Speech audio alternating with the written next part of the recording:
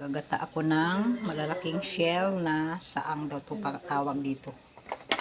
Lalagyan ko ng alokbati at saka okra at saka malunggay. Lalagay ko na yung shell. Kasi makakapal yung ano niya. Matagal ito maluto kasi makapal yung kanyang shell. May halong ano, puti na shell. Hindi ko alam kung anong tawag dyan. Kumukulo na yung aking saang or shell. Halo-haluin lang natin yung ating shell para maluto yung sa ibabaw. Okra para may gulay ang aking saang or shell. Lalagay ko na yung matatabang alugbati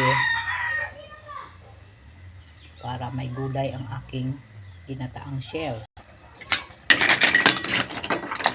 Halo-haluin na lang natin para yung ibabaw ay maluto. Tungkitin na lang natin yung ano to, karayom na malalaki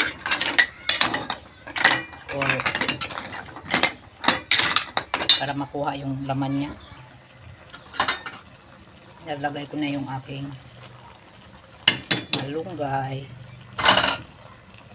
Luto na po yung aking ginataang saang, asin at saka tanglad at luya lang aking nilagay dito. Kainan na po tayo mga Corel.